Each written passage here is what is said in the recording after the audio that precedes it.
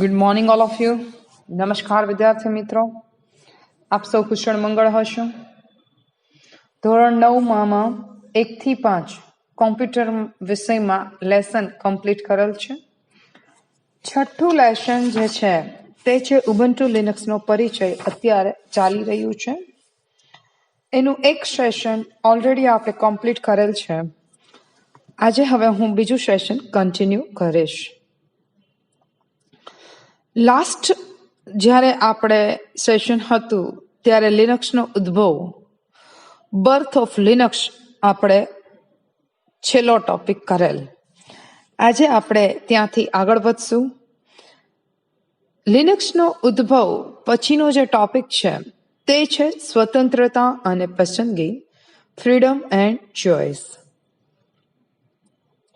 આપણે એમ કહેવામાં જરા પણ અતિશયોક્તિ નથી કે લિનક્સ જે છે એ એક ચળવળ છે એમ કહી શકાય. લિનસ ટોરવાલ્ડે પોતે લિનક્સ કર્નલના વિકાસ પર ધ્યાન રાખવા માટે એક વિશાળ કોમ્યુનિટી જે છે એની રચના કરી હતી.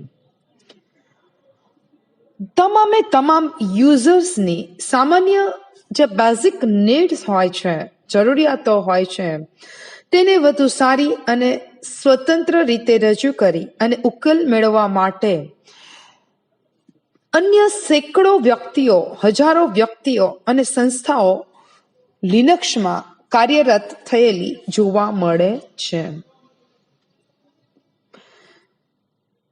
મોસ્ટ પ્રોબેબલી યુઝરને આપવામાં આવેલી સ્વતંત્રતા અન્વયે સોફ્ટવેરનો સોર્સ કોડ મેળવી તેમાં જરૂરી ફેરફારો કરી કોમ્યુનિટીમાં પાછું આપવામાં આવે છે, અથવા પોતાની પસંદગીના કોઈ નામ દ્વારા આવા પરિવર્તિત સોફ્ટવેરની પુનઃ વહેંચણી પણ કરી શકાય છે.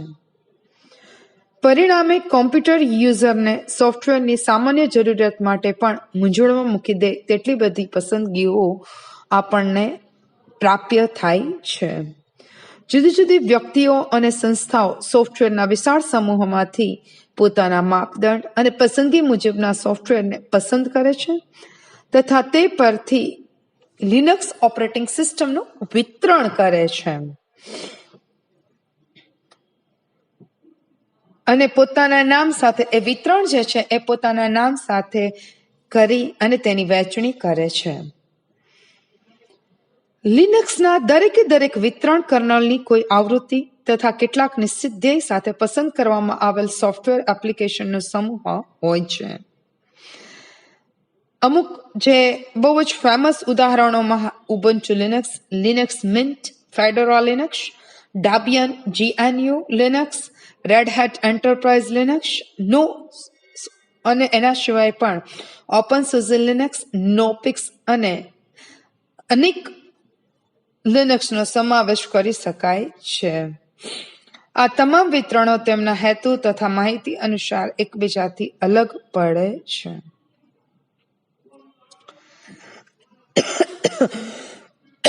પર્સનલ કોમ્પ્યુટર માટેની કેટલીક પ્રચલિત ઓપરેટિંગ સિસ્ટમ. એના પછીનો ટોપિક છે some popular operating system for personal computers. સૌ પ્રથમ આવે છે માઇક્રોસોફ્ટ વિન્ડોઝ. માઇક્રોસોફ્ટ વિન્ડોઝ એક માલિકી હક ધરાવતી ઓપરેટિંગ સિસ્ટમ છે. તેનો ઉપયોગ કરવો હોય તો એ નિઃશુલ્ક નથી, તેને આપણે ખરીદવી પડે છે.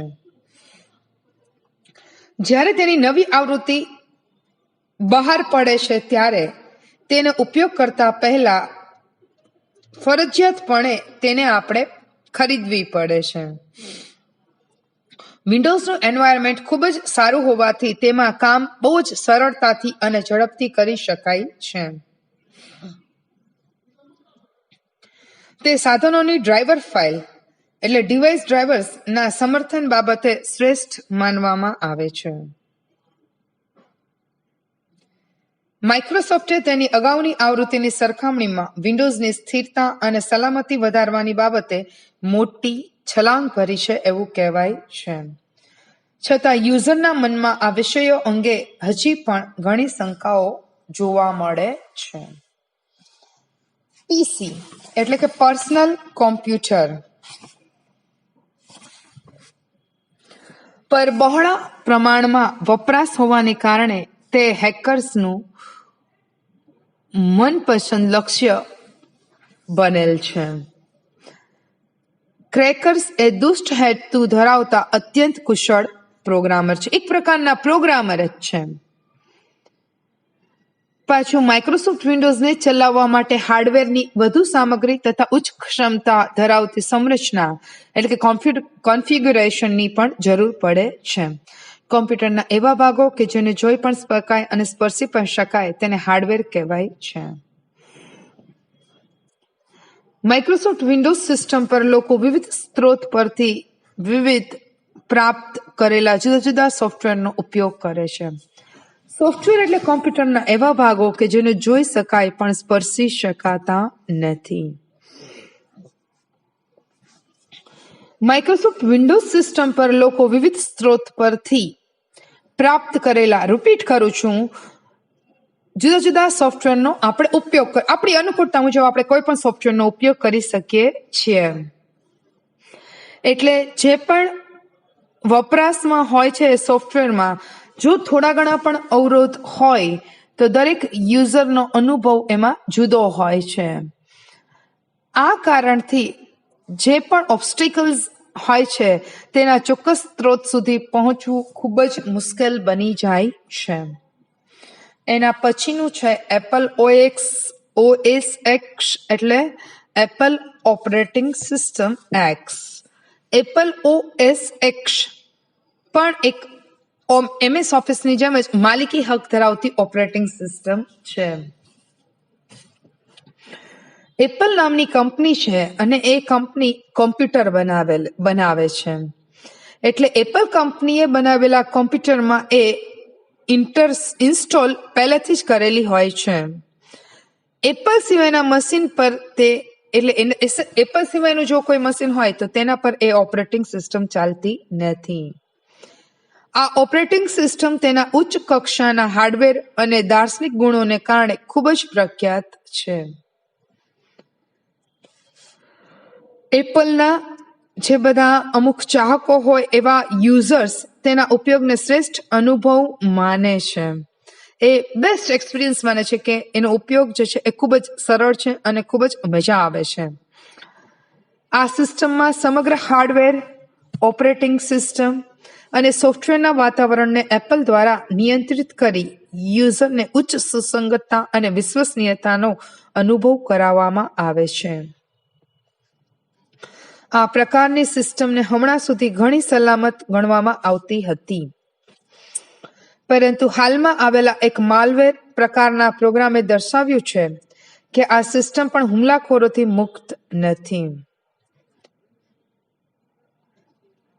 તેનો મુખ્ય ફાયદો એ સિસ્ટમની સુસંગતતા અને ઉચ્ચ કક્ષાનો અનુભવ છે.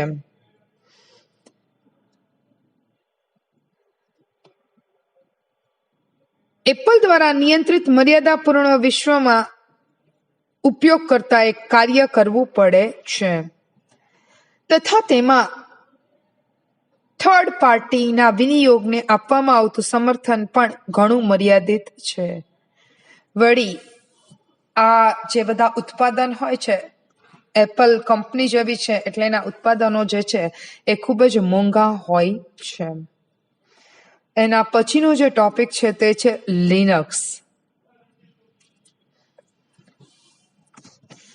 લિનક્સ પણ તેનું જે અગાઉ યુનિક્સ ઉપરથી જ લિનક્સ બનેલું છે. તો લિનક્સ યુનિક્સની જેમ જ ઉચ્ચ કામગીરી, સલામતી, વિશ્વસનીયતા અને પોર્ટેબિલિટી માટે ખૂબ જ જાણીતું છે.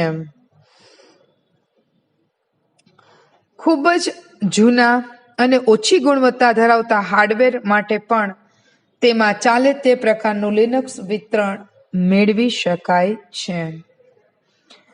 મોટાભાગના પીસીની સંરચના એટલે કોન્ફિગરેશન માટે તે સ્થાયી છે તેવું કહી શકાય.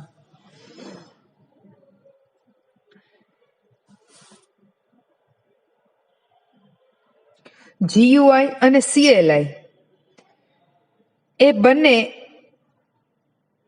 ઉપયોગકર્તા માટે ખૂબ જ અનુકૂળ બની રહે છે. CLI નું આખું નામ કમાન્ડ લાઇન ઇન્ટરફેસ અને GUI નું આખું નામ ગ્રાફિકલ યુઝર ઇન્ટરફેસ. નોટબુક પ્રકારના કમ્પ્યુટરોમાં લિનક્સ વધુ પ્રમાણમાં જોવા મળે છે.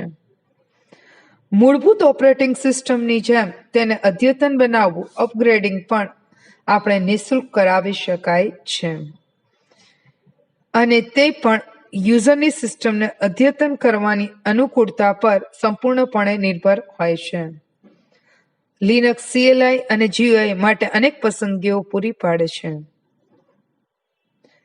GUIમાં KDE, GNOME અને યુનિટી નો સમાવેશ થાય છે. GUIની લેટેસ્ટ આવૃત્તિઓ વર્ઝન જે છે એ દ્રશ્ય આકર્ષકતા વિઝ્યુઅલ અટ્રેક્ટિવનેસની બાબતે અન્ય બે સિસ્ટમને એક સબળ હરીફાઈ પૂરી પાડે છે. એ માટે ઉચ્ચ સંરચનાની પણ જરૂર પડે છે. લિનક્સના ઘણા બધા ફાયદા છે. એ ખાલી નિઃશુલ્ક છે એ જ ફાયદો નથી. ઓપરેટિંગ સિસ્ટમને ચલાવવામાં પણ તે સંપૂર્ણ સ્વતંત્ર રીતે કામગીરી કરે છે. લિનક્સ ઓપરેટિંગ સિસ્ટમ વિન્ડોઝ સાથે ઉત્તમ આંતરિક સુસંગતતા ઇન્ટરઓપરેબિલિટી પૂરી પાડે છે.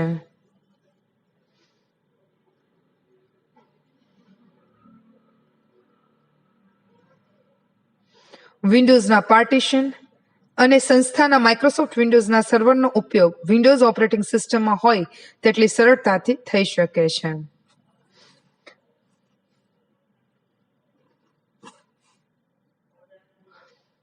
લિનક્સ જે છે તે OpenOffice.org અથવા LIBRE ઓફિસ પણ માઇક્રોસોફ્ટ ઓફિસ સાથે સુસંગતતાથી કામ કરે છે. એટલે કહેવાનું તાત્પર્ય એ થાય છે કે એક સરેરાશ યુઝર માટે લિનક્સ તમામ મૂળભૂત જરૂરિયાતો પૂરી પાડે છે અને આ ઓપરેટિંગ સિસ્ટમના વપરાશમાં સ્થાયી થવાથી લિનક્સ તેને મેળવવાની ક્રિયા જેટલું જ અનુકૂળ બની રહે છે. એના પછીનો ટોપિક છે ઉબુન્ટુ લિનક્સનો પરિચય.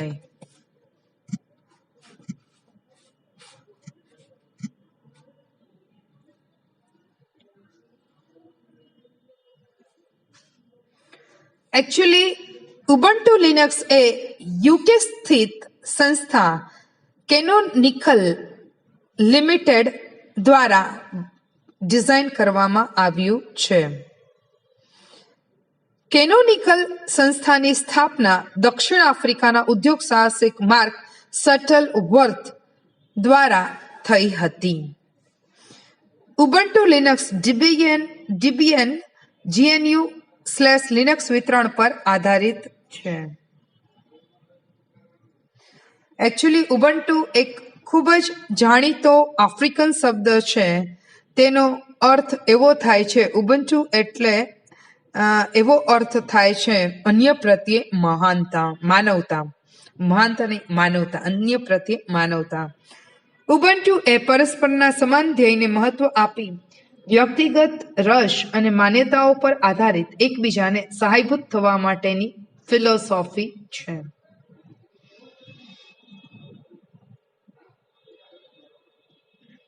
ઓપન સોર્સ સોફ્ટવેર સમુદાયની ફિલોસોફી માટે પણ આ જ હોવાથી વિતરણ માટે ઉબુન્ટુ લિનક્સ એ નામ પસંદ કરવામાં આવ્યું.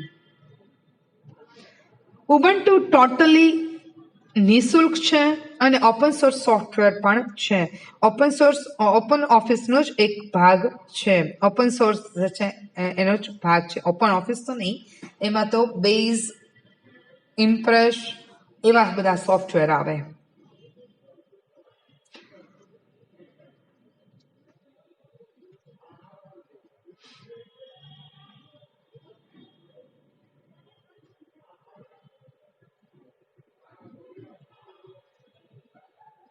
ઉબુન્ટુ યુઝેબિલિટી અને સિક્યુરિટી અને સ્ટેબિલિટી પર આધારિત છે. એમાં એક કેન્દ્ર સ્થાન પર છે.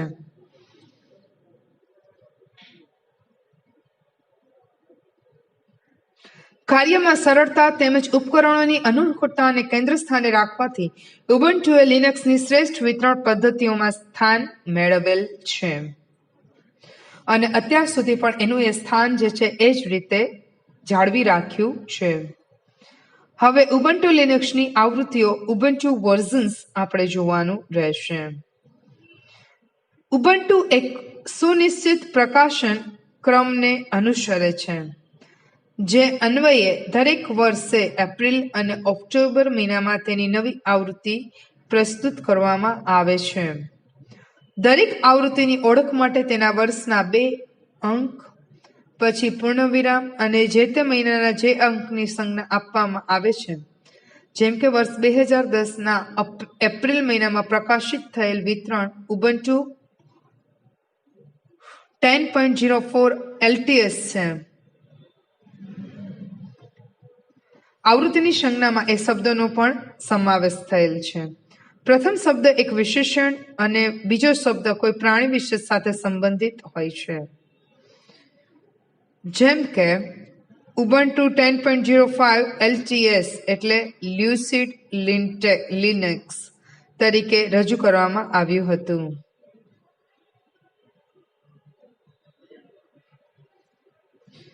વિતરણને ઓળખવા માટે લોકો મોટા ભાગે પ્રથમ શબ્દનો ઉપયોગ જ કરતા હોય છે. પ્રથમ શબ્દ જે છે તેનું ક્રમ આલ્ફાબેટિક ઓર્ડર મુજબ જ કરવામાં આવે છે.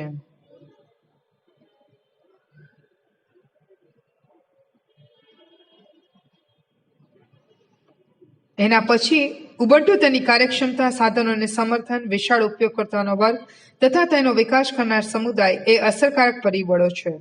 ઉબુન્ટુને અનેક ઉત્પાદકો તથા અન્ય કેટલીક વિશાળ સંસ્થાઓ દ્વારા પણ સ્વીકૃતિ મળેલ છે. આમ ઉબુન્ટુ જે છે એ બહુ જ સારી ઓપરેટિંગ સિસ્ટમ છે. એના પછીનો જે ટોપિક છે એ મને નથી લાગતું કે અહીંયા પૂરો થાય. એ ટોપિક બહુ મોટો છે, એટલે આપણે હવે પછીનું જ્યારે સેશન આવશે ત્યારે આપણે એમાં એ ટોપિક જે છે એ ત્યાંથી ચાલુ કરવાનું રહેશે. હવે પછીના સેશનમાં જ્યારે આપણે મળશું ત્યારે ઉબુન્ટુ લિનક્સના મૂળભૂત અભિગમો ત્યાંથી ચાલુ કરવાનું રહેશે. આપણે અત્યારે લેસન 8 ધોરણ 6 ધોરણ 9માં આપણે કરી રહ્યા છીએ. આપણું જે લેસન છે તેનું નામ ઉબુન્ટુ લિનક્સનો પરિચય છે. તેમાં અત્યાર સુધીમાં આપણે યુનિક્સનો ઇતિહાસ, history of Linux, multiplexed information and computing service, સફળતાના ચાવીરૂપ અવયવો, કી સક્સેસ ફેક્ટર્સ, સોફ્ટવેરની ચળવળ, ફ્રી સોફ્ટવેર મૂવમેન્ટ, સ્વતંત્રતા અને પસંદગી, freedom and choice, personal computer માટેની કેટલીક પ્રચલિત ઓપરેટિંગ સિસ્ટમ, પછી માઇક્રોસોફ્ટ વિન્ડોઝ જોયું, એપલ OS X લિનક્સ જોયું, ઉબુન્ટુ લિનક્સનો પરિચય ચાલુ કર્યો અને ઉબુન્ટુ લિનક્સની આવૃત્તિઓ જે છે એ મેં પૂરી કરેલ નથી. હવેના પીરિયડમાં જ્યારે આપણે મળીએ ત્યારે ઉબુન્ટુ લિનક્સની આવૃત્તિઓ ઉબુન્ટુ વર્ઝન્સ ત્યાંથી ચાલુ કરવાનું રહેશે. આઈ હોપ સો કે તમને કાંઈ ડિફિકલ્ટીઝ નહીં થતી હોય. ઘરેથી જ ભણવાનું થશે હમણાંની જે સિચ્યુએશન છે એ મુજબ. એટલે અમને તમારા સહકારની જરૂર છે. ઘરે મોનિટરિંગ કોઈ ન કરતું હોય એટલે બહાર ફરવા વયા જઈએ, ફ્રેન્ડ્સ સાથે રમીએ એવું કરશો નહીં. તમારો ભણવાનો સમયગાળો જે છે એ ભણવામાં જ જવો જોઈએ.